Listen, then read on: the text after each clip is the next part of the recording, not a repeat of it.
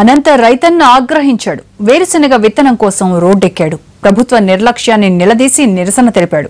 ఉన్నతాధికారుల హామీలతో తాత్కాలికంగా శాంతించినా సకాలంలో విత్తనాలు పంపిణీ చేయకుంటే రణరంగమేనని హెచ్చరిస్తున్నారు జిల్లా రైతులు. ఓవైపు ఖరీఫ్ సీజన్ మొదలైంది. దుక్కిదున్నకాలు జరుగుతున్నాయి. 4 చినుకులు పడగానే విత్తనాలు వేసుకోవడానికి సిద్ధమవుతున్న అనంతపురం జిల్లా రైతులకు నిరాశ మిగిలింది. దాని ఫలితమే ఈ ఆందోళన.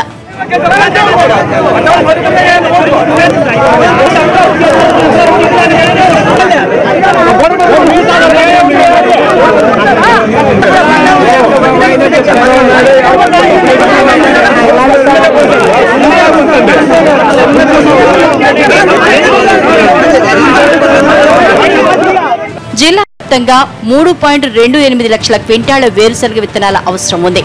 3 విత్తులుగా పంపిణీ చేసేందుకు సిద్ధమైన వ్యవసాయ శాఖ అధికారులు ఇప్పటి వరకు కేవలం 1,20,000 క్వింటాళ్ల విత్తనాల్ని మాత్రమే అందించగలిగారు. తీరా ఈవేళ మా వల్ల కాదు, స్టాక్ లేదంటూ చేతులెత్తేశారు.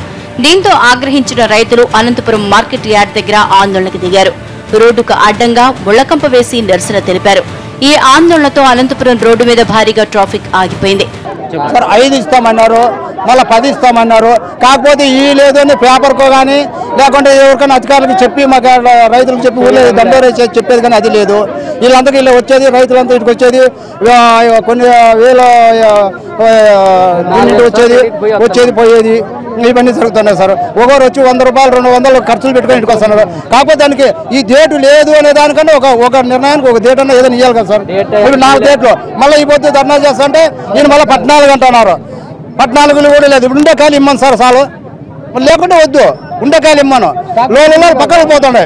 పరిస్థితి చేదాటిపోతున్న సమయంలో వ్యవసాయ శాఖ అధికారులు పోలీసులు జోక్యం చేసుకుని హామీ ఇవ్వడంతో ఆందోళన విరమించారు రైతులు. ధర్మవరం తనకలులో కూడా అన్నదాతలు నిరసన తెలిపారు. జిల్లాలో విత్తన సమస్యపై వామపక్ష పార్టీలు కూడా ఆందోళనకు సిద్ధమవుతున్నాయి.